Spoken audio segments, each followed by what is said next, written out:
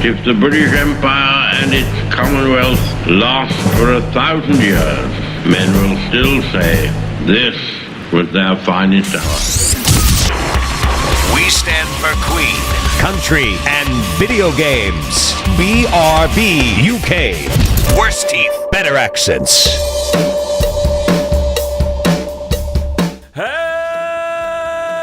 Hello, and indeed ahoy hoy, and may I venture, bonjour. Oh, you've gone all French already. It's BRB UK. I'm Dan. I'm your host. This is episode 267, and with me, as always, il est nom Tim.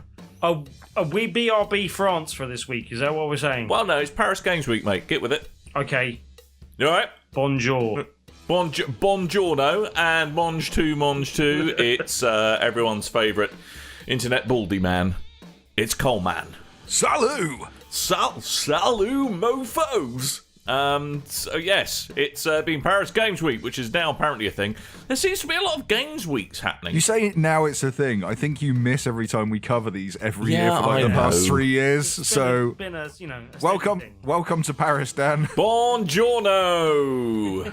Mange tout, mon frère. Mange tout, Chanel number Rodders. 5. J'ai du, Rodders. Yeah, do. So I suppose we ought to get on and talk about Le Games Week du Paris. There's a few things. There are some things. Yeah, there was like some things. 14 new games announced, and then the rest was pretty much things that we already knew existed, and not many of them with release dates. Yeah, let's do that. You're obviously talking more in the Sony camp for this moment, because this is the thing. It has become a bigger event overall, Paris Games Week, but the main kind of event usually is the Sony presser, basically. So Yeah. I agree. So let's begin. Let us begin.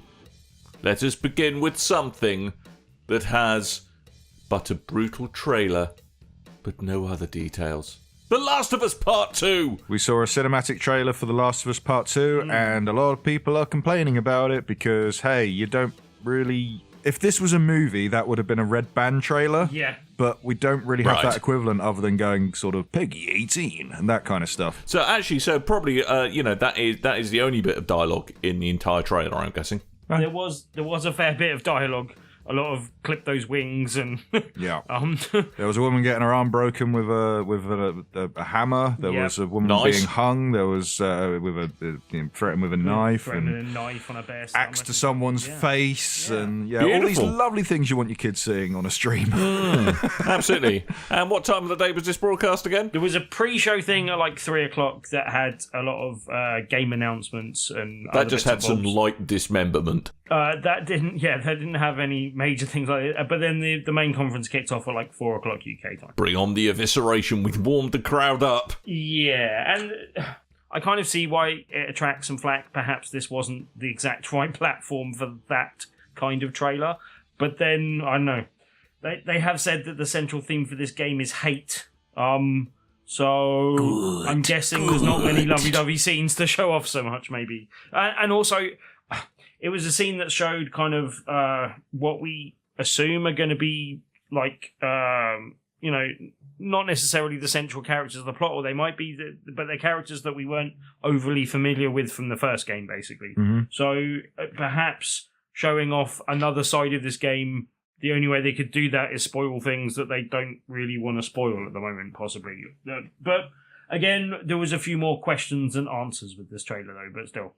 I see why people are annoyed, but I find myself desensitized to video game violence now. Yeah, I a little literally bit. didn't see a problem with it until other people started piping up on the internet. I was like, oh yeah, okay, I guess that was a bit brutal for 4:00 in the afternoon.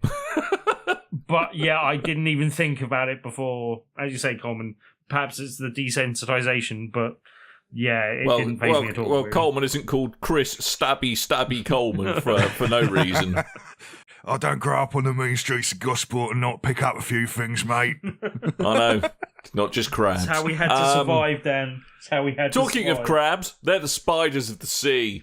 Spider-Man. A story-heavy trailer. I don't know. It showed off some of the side of the game that we weren't, was unconfirmed so far. It does seem like Miles Morales is involved in the story somehow. Mhm.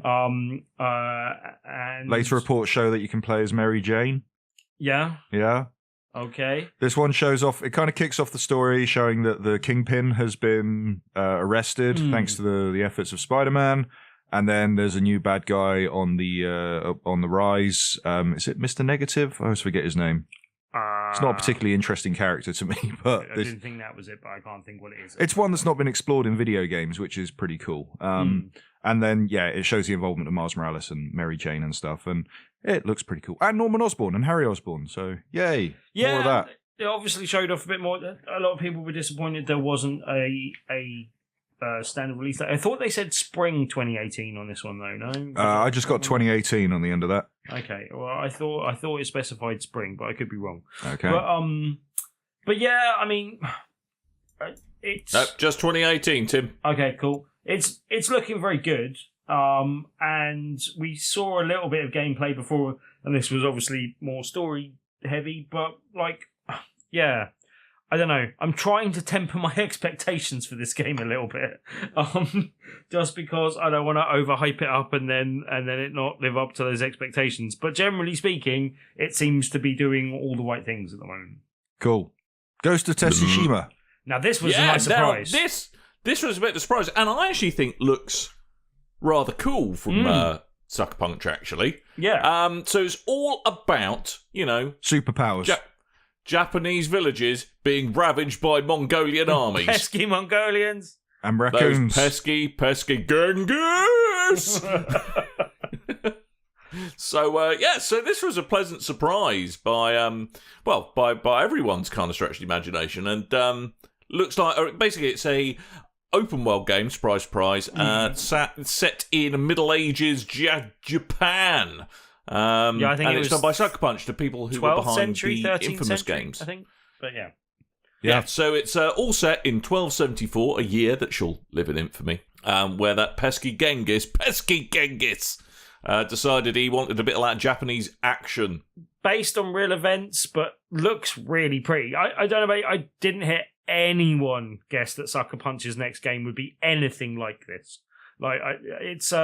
They had a little video that they showed, kind of their thoughts and processes, and it sounded like they got the whole studio together and decided, right, what is the game that we collectively want to make together, and this was the result of that. Well, we once have said something in feudal Japan because people keep asking for it in Assassin's Creed, and let's jump on it before they actually do it. So, in other news, the next Assassin's Creed game's being pushed back 2 years. But also, there was a lot of games that seemed to be set in that sort of setting previously that aren't around so much anymore, Musha and other type of things. And I guess, it's an interesting area to explore. There looks like really beautiful graphics and stuff that they're doing with it as well. I don't know. It's odd how that's going to work in an open world setting, possibly, but I kind of trust them to make a good job of the story side of things as well, basically. So, yeah, that looked really, really interesting. Cool. Yeah. So next up, we have Banksy the Game. Concrete Genie, which reminds me of, what was the game where you were the young boy and you had a friend that was a monster, and if he ate a mushroom or a frog or something, then he turned really violent and angry. And it was was that just your childhood? No. Well, it was meant to be like a whole metaphor for a child's abuse. Oh God! It was like I know Ico exactly and Yo-Yo what you or mean. something something similar to that name. But this kind of reminded me of that, with the kind of the bully teenager and the using the graffiti to bring things to life, because that's what they did in that game as well. But yeah, that's kind of what it reminded me of. I mean, it's a beautiful game. I mean, it looks kind of like it very much like a lot of things. It seems to be going for the hey, what if you could actually interact with a Pixar movie?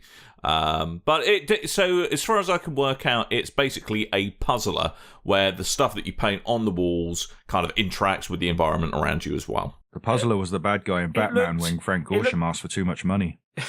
It looked graphically such a twat. It looked graphically okay in just the kind of normal stuff, but it really kind of definitely shined when it was shone with the interaction Sheened. of the Charlie graffiti and stuff going on. That looked really good. Winning. That's coming out in 2018 at some point. We got another look at God of War. This was a bit of gameplay, though. I'm angry, I've grown a beard. My son's a wuss. Son seems God of War. pretty good with a bow. God of and War stuff. Parenting Well, I Edition. didn't really see that. Well, if you remember the E3 trailer, he's not that good with a bow because Well, he ends up he's shooting his dad in the arm. He's learning. Stop helping! That's out in early 2018. We got another look at Star Wars Battlefront cinematic trailer to show off the game's roster.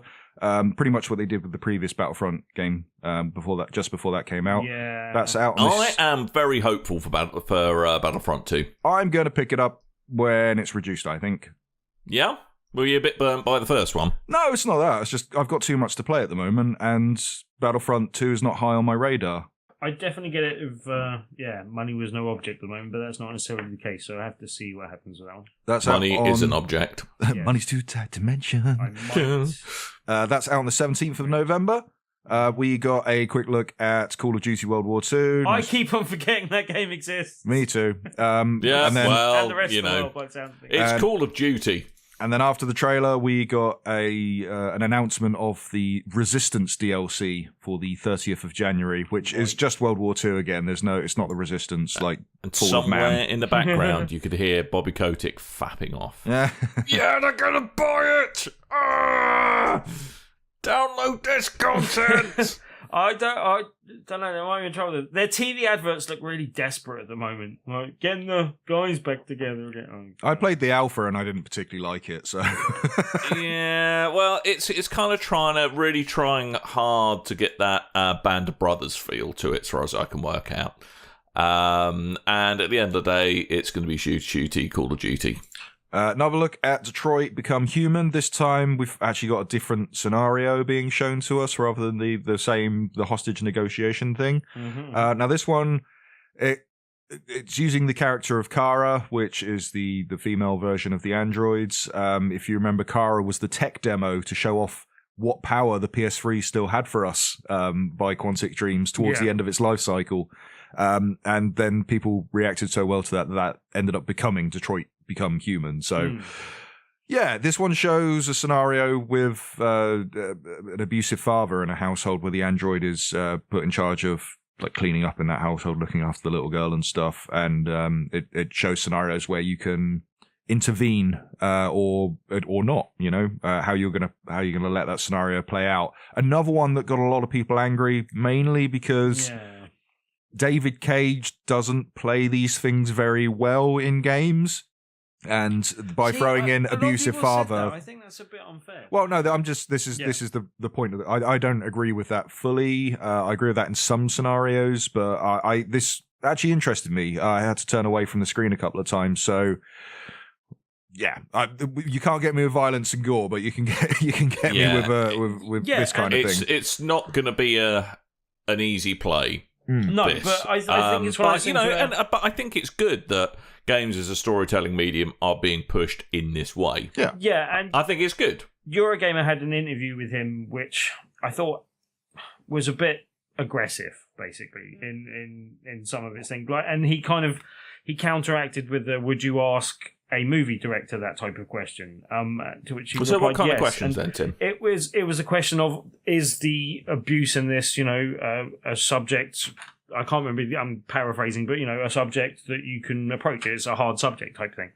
And yeah, his response was, would you ask the same question of a movie director? And I think they would. I just think he gets very defensive because everyone literally attacks him for his games. And I think he makes interesting games that do push boundaries and ask questions. And I look, this is obviously going to touch nerves for some people. And, there are some things in certain games that are just going to touch nerves with you. And I'm not saying that belittles anything that you've gone through in the past or anything, but I think that this asks an interesting question from an interesting perspective, and it's not something that humanity's necessarily dealing with now, but it's a question that I think is interesting for perhaps our immediate future, or, not quite immediate future, but in the not too distant future. And that is, in this scenario, should a android be able to override whatever programming or instructions they have to come to the defense of a child in the face of an abusive father? And I think most people would say they should be able to do that, but it's an interesting topic of debate, and that's something where if we do start seeing artificial intelligence coming into play, that's something that humanity is going to have to face as a question. And that's out on spring 2018. Yeah, and the game looks fantastic. It looks great. I'll be it does picking look this up. amazing. Okay, so the remake of Shadow of the Colossus. We got Looks a look. birdy. Yeah, it looks very nice. And furry. I'm actually more looking forward to this than I was previously. You got a look of the environments, and then we saw the Wanderer battling the Sand Snake, which is the 13th Colossus. Which, if you watch the trailer, if you watch the trailer, that's not there anymore. That was only shown in the stream. So, interesting. Yeah, interesting. Hey, but didn't they let something else out the bag on the YouTube channel by mistake? Yes, on the description for the trailer, they put the release date as the 6th of February 2018, which wasn't confirmed originally, and I think what a colossal mistake! Yeah, I think they've taken it off now. It's good pun that. I have a question. I thought so. Yep.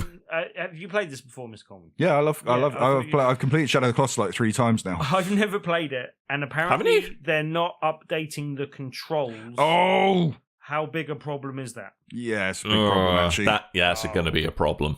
Horizon Zero Dawn: The Frozen Wilds. We got a very short gameplay teaser.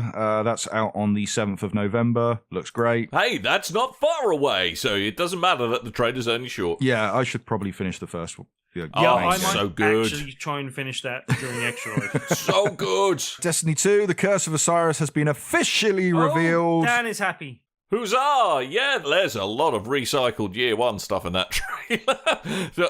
Lot of recycled Destiny 1 content, but it should be fun. I think Bungie's causing more problems for themselves needlessly by describing the expansion's content as all the usual stuff, but containing a new raid activity. And when asked, what do you mean a raid activity? They went, a raid activity. So no one knows if there's going to be a new raid or what, or if we're going back to Vault Glass, or just tell us how it is, Bungo. We're going to Mercury. Merco. Yeah, Merco. We're going to go Merkham and Mercury. When's that out?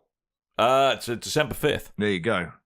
Yeah. Far Cry 5, we got a pretty cool trailer. Again, very short trailer, just showing off the game's co-op. With it's good to see co-ops coming back in Far Cry 5. Yeah, but this should be the first time we've had co-op with all the story missions and things in the game. So that should be fun. I want to play that. Rather than just being just calling in a beardy bloke in a micro light, which is still quite fun, though. Yeah. But this looks cool. I'm now more tempted to go buy that game. I thought it was out this year. I didn't know it was out in February. I think it got pushed back. I think February 27th next year. Okay. Hey, that's a date. If you still have your copies of Resident Evil 7, then there's a new DLC pack called Not a Hero. There's a new campaign that stars Chris Redfield. But he's a hero! He is a hero. And it's going to be free, and you can play the whole thing on PlayStation VR too. Tim just exploded in a cloud of trouser juice. Mate, the amount of PlayStation VR stuff, a lot of it I kind of knew already, which was a shame. But anyway, we'll come to that in a minute. That's on December the 5th. We got a look at a piece of DLC for Final Fantasy 15 called the Ignis episode, which is the missing episode that a lot of people complained about because that's where the story kind of falls flat and then takes a while to pick up again. So that's coming out on November the 21st, I believe, as well as the standalone game Monster of the Deep, which is a drum fishing roll, game. Dramatic. It's like It looks good fun. Really? That's Monster of the Deep. That's PSVR again, isn't it, Tim? Yeah, I might actually pick that up. Tim likes a fishing game. We've discovered. FF before. stands for fishing. Monster Hunter World, we got another look at that. Really nice looking trailer, I thought. There's a beta coming to PlayStation Plus comers? Wow. Ooh. Wow. There's a beta coming to PlayStation Plus customers on the 9th of December, and then we got a look at a crossover content for Horizon Zero Dawn, where you get to play as Aloy with a robot cat. And the game will be out on the 26th Well, it was a of watcher, January. wasn't it? A little watcher. I'm really quite excited by Monster Hunter World. I think, done right, it could be a fantastic co-op experience. I'm definitely picking it up, but I'm not looking forward to playing it on the PlayStation, where I guarantee everyone will be playing as Aloy. Yep, pretty much.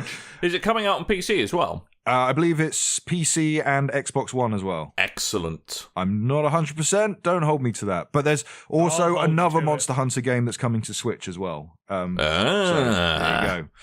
Spelunky 2, Guacamelee 2, and Loco Roco 2 Remastered were all announced. Spelunky and Guacamelee come out in 2018 at some point. Loco Roco 2 Remaster will be out on the 4th of December, and if you're on PS Pro, you can play that in 4K. Yeah, all of the pixels. Okay. Yeah, no, they're all of which are great games.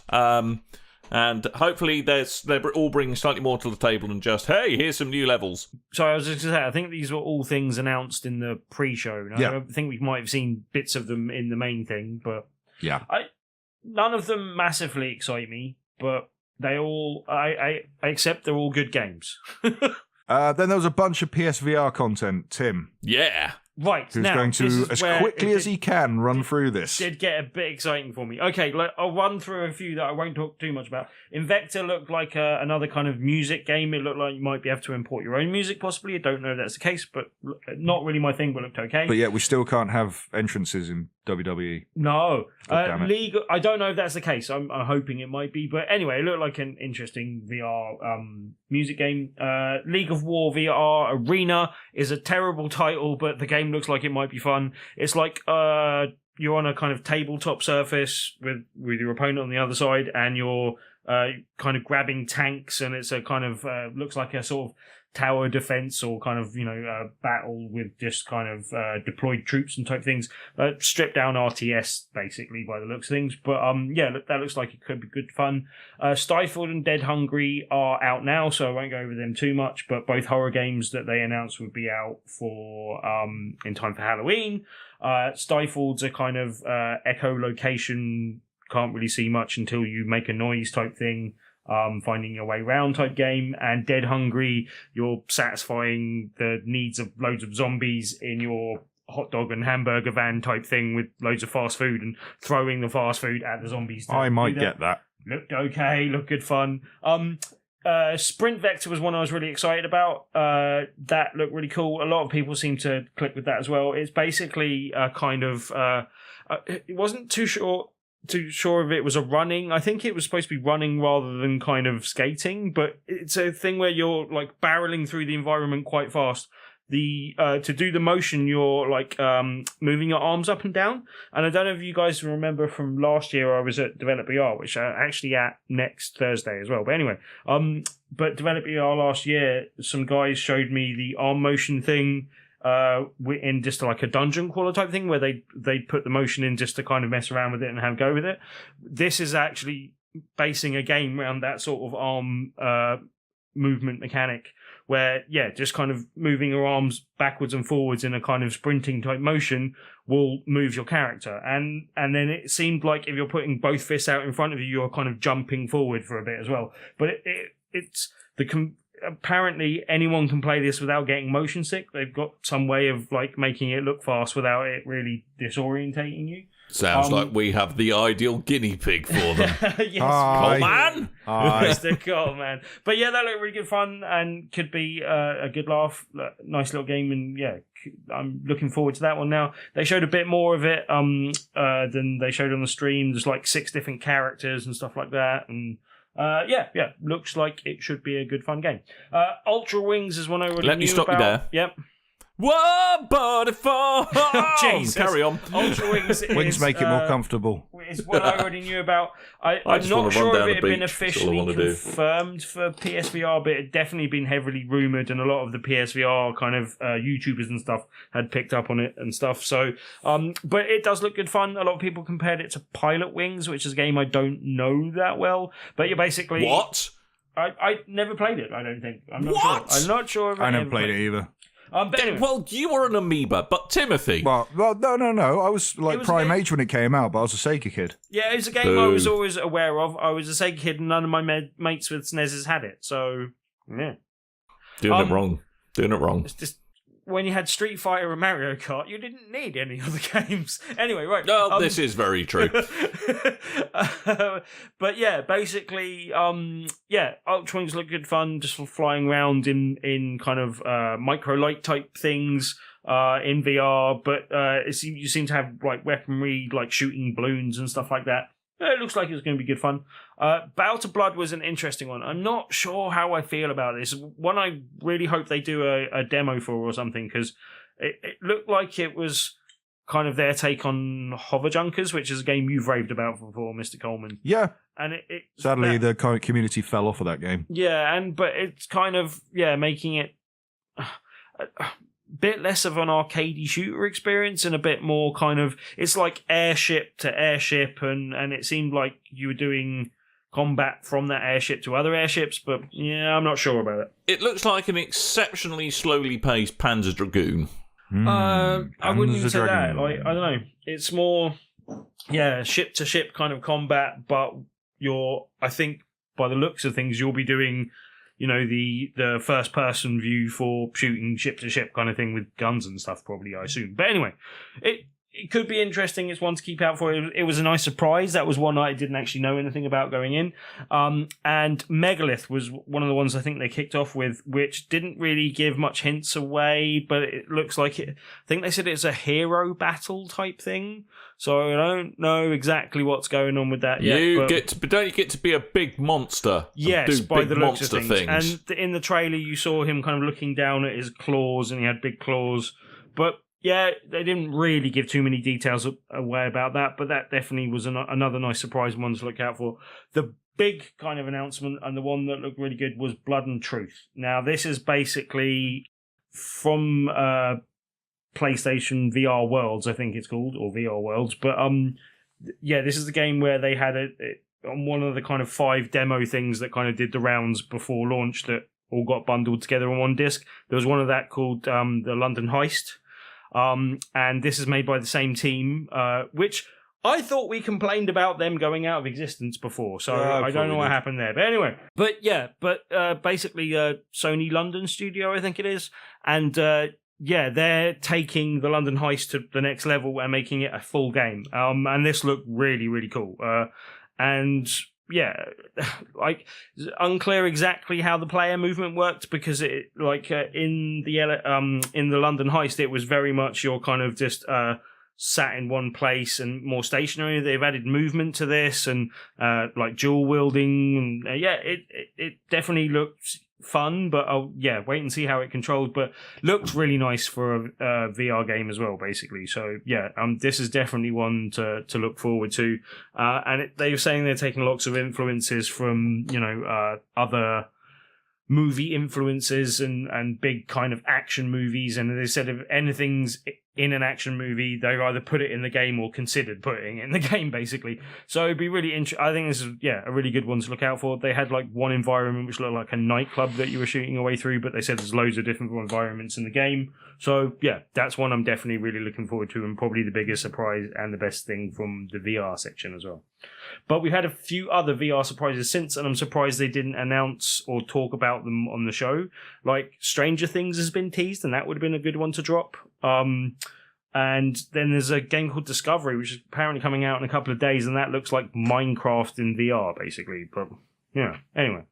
But overall, a lot of people said there was too much VR. I would have liked a couple of more surprises, but generally it was a nice heavy showing, and good to see them backing the PSVR as well, basically. It's a bit pointless, really. VR's dead. There's never any games out on it. Apart from the fact it's been like, didn't EVE Online draw away from week. VR this week as well? Yes, they did. And haven't they got rid of the CCP? Yeah. Well, haven't they got rid of the Valkyrie stuff as well? Didn't they shutter that? They're closing. I think it's Newcastle and the Atlanta studios now.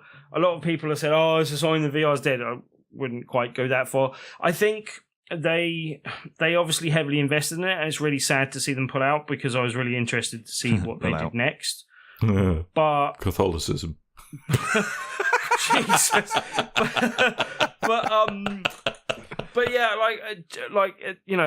don't think it's necessarily a death note. I think they made an odd decision in basing the 2 VR games they had on having to build an online community around them. Like both their games, like most recently, Spark came out more recently, and you literally cannot play that unless you're playing against other people. So, yeah. Okay. There was also a PlayLink game called Erica, but we don't really have the time to talk about it. Full motion, you could touch a woman's face. There you go. Well, it's a little bit more like interactive storytelling. If you ever wish you could vote how a movie went, well, that's the game for you. But no one knows when it's coming out, so there. PlayLink games look great, and you should pick them up because I want to see this platform work. Yeah. Cool. Let's talk about the stuff we done played. Yeah, you've got something I really want to hear about, and something that almost made me part with £300 on the spot this week. Okay, I've been playing Guitar Hero Live, and I paid £20 for it. £20! Yeah, with like a 2 guitar set. Anyway, how was it? That's actually really good. I'll talk about that another time, though. But what I really want to hear about that you've been playing is Destiny 2. How have you been feeling about that? Oh, Destiny 2, yeah, really good. I think I'm like 282 now or something. Oh, are you? Yeah. So you can come raid with us. I want to come raid with us. With us. I've been playing Super Mario Odyssey, Dan. What? Yay. What's that? Super Mario Odyssey is the latest game for the Nintendo Switch that's directly from Nintendo, and it's got Super Mario and an Odyssey. And his hat. And a hat. Hey, So, this is the first. This is pretty much claimed to be the first big Mario game since what was the Sunshine? The Yes. Yeah. So it's got more of an RPG plus platform setting rather than just straight platforming or the whatever Galaxy 1 and 2 was. I didn't really get along with that. Yeah, planeting. Yeah, I didn't really get along with those ones. Planeting. I'm not sure that's Everyone raves about Galaxy, but... Planeting. I tried it for a bit, and it went, hey, use the wand to catch star bits. No! And then I turned it off. All right, fair enough. But I have to say, I have so nearly a couple of times I was on Amazon and I was hovering over the buy now button on the Switch. Well, just Dan, because... let me tell you, they've actually brought out a Super Mario Odyssey special edition of the Nintendo Switch. Have they now? Where you can get a copy of Mario Odyssey with the Switch and 2 Mario Red Joy-Cons included. Hey, do you want to hear the sound of me browsing the internet? My friend literally bought one and then came to work with it. I was like, and I kept trying to steal her Joy-Cons and replace them with my ones. They were trying to steal her Joy-Cons. She went straight to HR. Did she? I'm sure she bloody did. Hi, Steph. What? Anyway. So it was the left one a bit different than the right one? Because I hear that's usually the case. The Joy-Cons. I'm trying very hard to get a really inappropriate joke Please out there. don't. Just carry on. Please don't. She's a married woman. No, it really isn't. Super Mario Odyssey. It's the latest Mario game. The big kick about this one is the hat mechanics. You have a hat that's been possessed by a ghost called Cappy, which makes no sense because he's a ghost top hat. So why would he be called Cappy? Maybe he was called Cappy just by happen chance before he was a ghost, and then he haunted a hat. Now, the whole cat mechanic thing, I must admit, seeing the trailers, I wasn't quite convinced by. So, Coleman, convince me. Okay, so the hat mechanic is used to attack enemies. You can use it to grab coins that are out of reach or other items. You can also use it to possess certain characters and bad guys and things, and that's the thing that gets people's attention. The first thing you do in the game is you take over the mind of a frog. And you're a frog, and then you can swim and you can jump really high and stuff. And then a little bit, very soon, shortly after, you get the T-Rex one that you've seen, which I only think happens once in the game, and it's very short, sadly.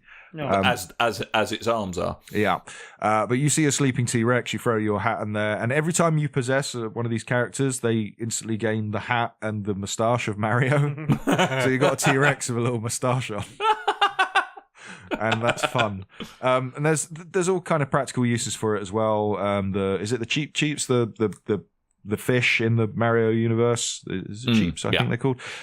You can throw your hat on one of those, and therefore you can then become one of those and swim underwater and not have to worry about oxygen and stuff, because it does the whole Sonic mechanic of you have to go get oxygen bubbles underwater. You could drown. Yeah, you can drown. And please tell me there's a homage to the full Monty on it where you can keep your hat on. No. Yes, you can keep your hat on. In fact, my costume of choice, because you can change costumes in Mario, I'll get to that in a second. My costume of choice at the moment is running around in boxer shorts with a captain's hat on. Good. I like to pretend my Mario is the late great Hugh Hefner.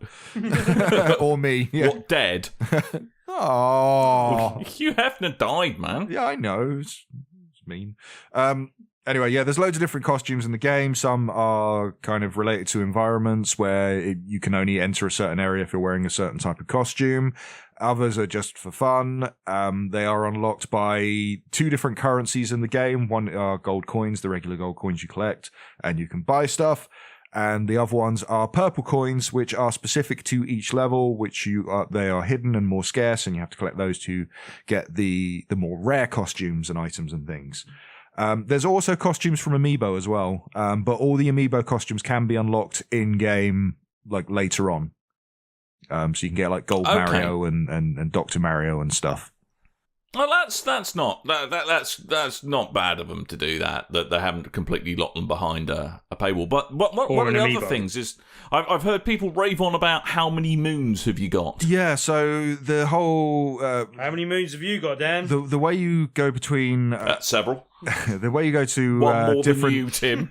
Is how many I've got. The way you get to different zones is you have a spaceship called the Odyssey. That's where Untitled Odyssey comes from. And it's powered by moons. And you have to collect these items of moons. And the more you have, the more likely you are to be able to power this thing to get to the next stage. Now, how big is this chuffing rocket? It's like a big top hat. And it's red. Yeah. Big red top hat. But I think you have to get like 120 moons to get everywhere in the game. But you can collect 999 moons. And that's where a lot of the unlockables come from as well. If you get so many moons, you can unlock different stuff in the game. So yeah, a lot. I've got like 80 moons, I think. That's as far as I am so far. I keep, like, my friend of mine completed it the other day and he's up to like 250 moons. And I've got so much of this game to play. It's insane. And I really like it as well. The only kind of issue that I took away from it to begin with was at the very start. It goes, hey, this prefers if you play with your Joy-Cons split apart in your hands and use motion controls. And I went, well, stuff you, Nintendo. I'm not doing that. Yeah. I have played that way a couple of times and it does work. The whole point is you're meant to do different motions to do different tricks with the hat. You can throw them upwards, forwards. You can spin them around in circles and stuff. The main tricks that I need to do with the hat, though, I find I can do it while it's still attached to the screen or in the Joy-Con holders. So it doesn't really matter. You just kind of flick your wrist and you can get the hat to spin around and do all the devastating attacks you need to.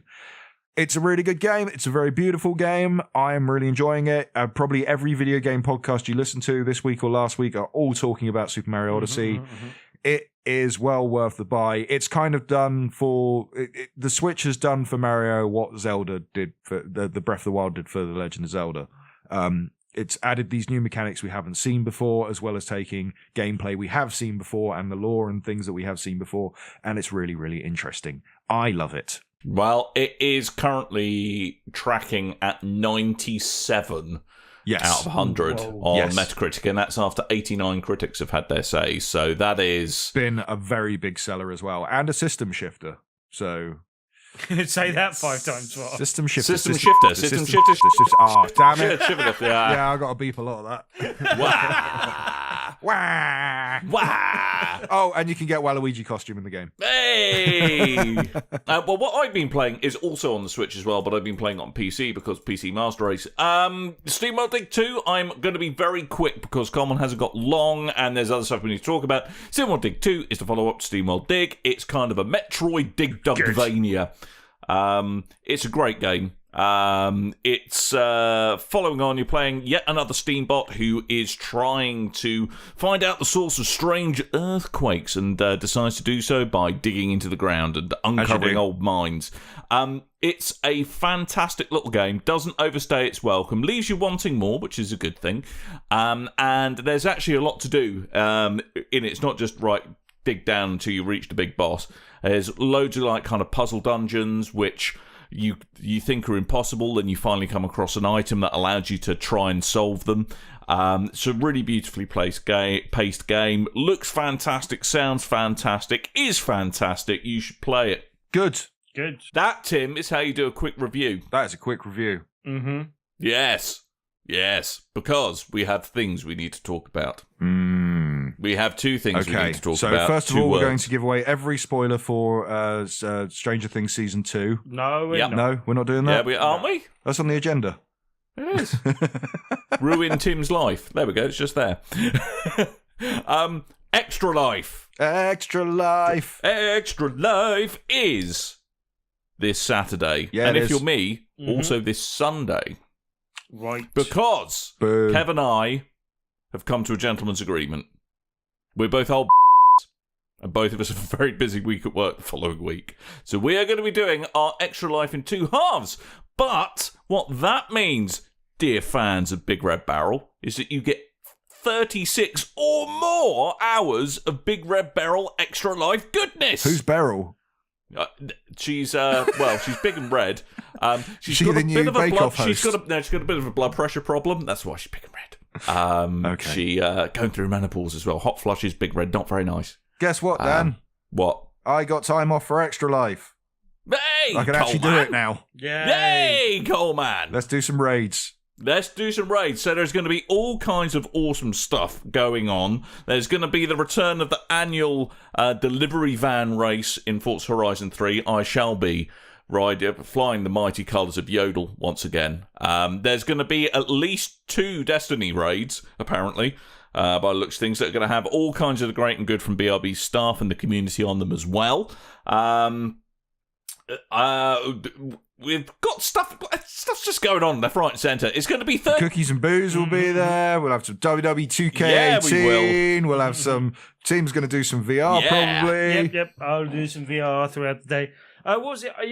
Generally, as I said, there's a couple of single-player games I wouldn't mind finishing off. But generally, if anyone wants to play some multiplayer stuff, then we should probably jump on that. Does anyone fancy some Titanfall 2, for instance, at some point? Not after last year. No?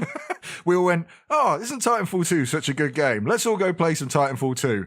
And then just lost every match and went, I don't like Titanfall 2 online. Haven't they done the update with the Horde mode thing now? I still haven't been back since they did that. I don't know. I think they did. But there's going to be all kinds. There's dicking around in GTA 5, courtesy of DMED, apparently. Yes. That's going to happen. I'm going to be there. Coleman's going to be there. There's going to be... Do you know what? Just point your internet in my browser at twitch.tv/BigRedBarrel, because that's where we're going to be taking turns, or it's going to be taking turns hosting all kinds of various people. And it's going to be a marvellous, marvellous thing. And there's going to be 36 hours of it, you lucky sausages. Mr. Coleman, can we stream Switch or not? Debatable. I have to check the power of my PC. Okay, we could do some arms. It's not very likely, Maybe. but yeah.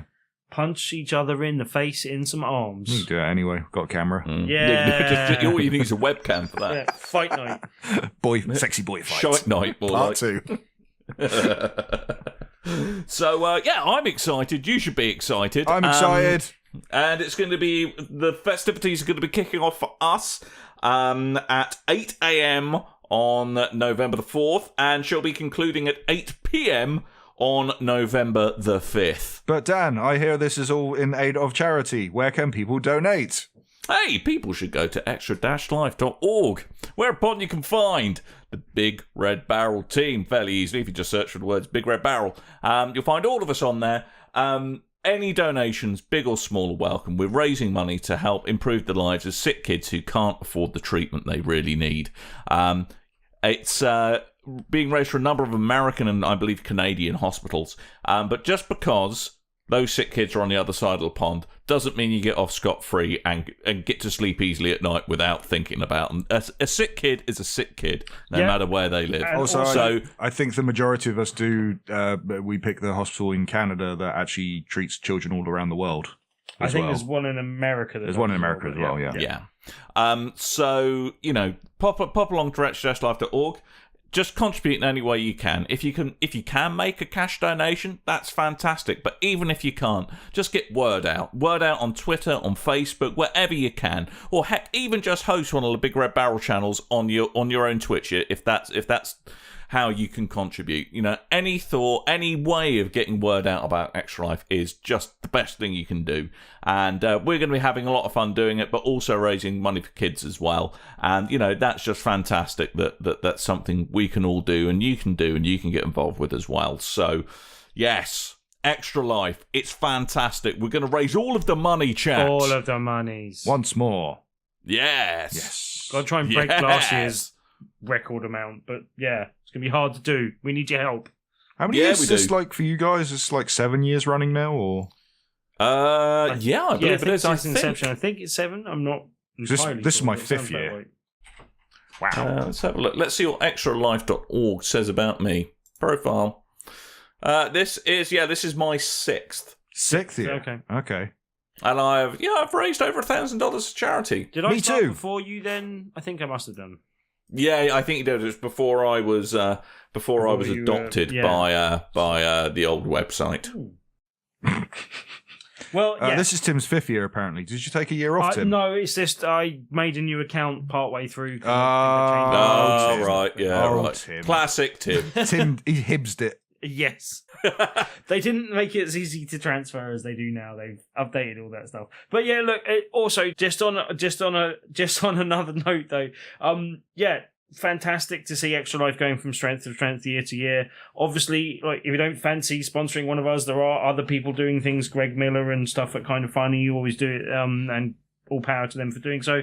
But also just a note just to say it's fantastic to see Doc taking this all the way he has and taking it as far as he has, and congratulations to him on doing so, and should be very proud of everything that he's done. Absolutely. But it's fantastic to seeing the gaming community actually getting involved with this, being a force for good, and getting behind everything that Doc brought to the table. So thank you very much for doing that, sir. That was an excellent Doc for thing. president. Yes, definitely. I'd vote for him. I even would. though I can't. I can't either, but I'd still vote. Yeah. I'd even marry an American so I could vote. That's how much I'd like Doc to be president. Yeah, I'm not sure your fiance would be terribly pleased with that. She'll be all right with it. It's fine. It's only valid in Las Vegas, right? What if like your other half just puts on an American voice? I'm not sure that's going to get him the vote. Yeah, it's Trump. It might like, work. let's get married, y'all. I thought you said, let's get ready to rumble. That's where I thought you were going, but you didn't. Good. It's difficult for me not to make wrestling references in my everyday life. True. Anyway, Yes. Tabletop Tuesday. Yeah, Tuesday, Tim. Tell us about Tuesday. Well, as always, Tuesday is a Tuesday, and it wouldn't be a Tuesday without a Excellent. Tabletop Tuesday. That is exciting news. Yes, Tim, That you is are good. correct. So this 7th of November, we had a nice, good fun Halloween event last week. Thank you very much for everyone that came along, and we had a special guest that was showing off the game that's currently on Kickstarter as well. So you should look out for that. I think it's more than halfway through its Kickstarter goal in like the first week or so, but. Go along and check out Goblins, which was our special guest last week. Good fun little card game. Go and check it out. Goblins what? Goblins. But then this week we're doing a kind of dragon special. We've got a game called Tatsu, which is a very cool game. It's a bit like backgammon with a dragon theme. And yeah, it's really cool. Definitely worth playing. And I think it's going to be a new favourite in the bar, basically. We're also doing Dungeons and Dragons for beginners. So anyone that is into like checking out Dungeons and Dragons, I'm going to try and drop in this myself because I've always been fascinated with it, never actually played it myself. And Stranger Things has definitely re-kicked that off as well. I'm just like, I wish I had a group of friends to play Dungeons and Dragons with back in the day. But anyway, so if anyone's a noob and wants to come along, we're going to have a few people playing the roles of Dungeon Masters, so you can just come along and get involved and just play without any prior knowledge of the game, basically. They're going to have a scenario set up for you with some characters that you can just fill in a few bits of information on and kick off, basically. So, yeah. Lovely. Come along for that. That should be good fun. Dragons upon dragons, and we do like dragons, so, yeah. Come get your dragons at Tabletop Tuesday. For anyone that doesn't know, every week we have a different feature game. This week's feature game, as I mentioned, is Tatsu, and you can win a copy of that game just by playing it on the evening. Come along and join us at the Loading Bar in Dalston on Tuesday, the 7th of November. You should do that. Marvellous. Right. We need to go because Coleman has to go. I gotta go to work. We got to go to work. So, In your from the forums, I just... underground evil man lair. henchman. No, Not helping. I've worked it out. He is in fact. Coleman is the man who has the secret technique that puts all the blue stuff in blue cheese. That's what he does. I actually put the blue water. I create the blue water for adverts about Tampax. Do you? No, wow, that is not that is my a job. hell of a kidney disorder. That is that's a I'm hell of a pissing blue. specialisation. Why is it always blue liquid? Anyway, shout outs. Because yellow liquid would be a bit too on the nose. No, yellow well, red. liquid is not for I know. Tim. Can we please do the shout outs? All right, I'd like to say thank you to Richard Kirk from the forums. Thank you. I would like to thank Nelly. Yay! And Gabriel Romo. Yes. Hey guys, I'm not here next week. Oh, no. what? Yeah, Tim's got to do a VR thing, so I think the time's changing. So I got to go to work, and I can't. All right, move you times. got to go to week. Yeah. Okay, so a show may or may not happen next week is what I'm reading into that. no, Tim's no. doing a thing. The show Tom's must doing go some on. work. I'm going to make some dinner. It's all very exciting. We're going to see you on the 4th of November. It's going to be fun times. I've been Dan. I may have been Tim. I've been Coleman. Yeah. And we're going to get out of here. So until next time, dear listeners, toodle bye.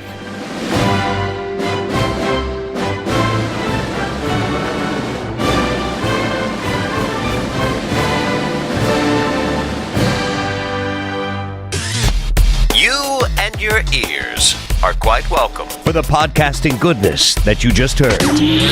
Why not roll on over To BigRedBarel.com. for more podcasts? News, reviews, and videos from the biggest, reddest site on the internet. BigRedBarel.com.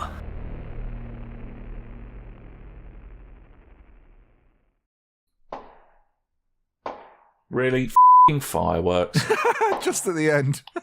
I like it. Nice.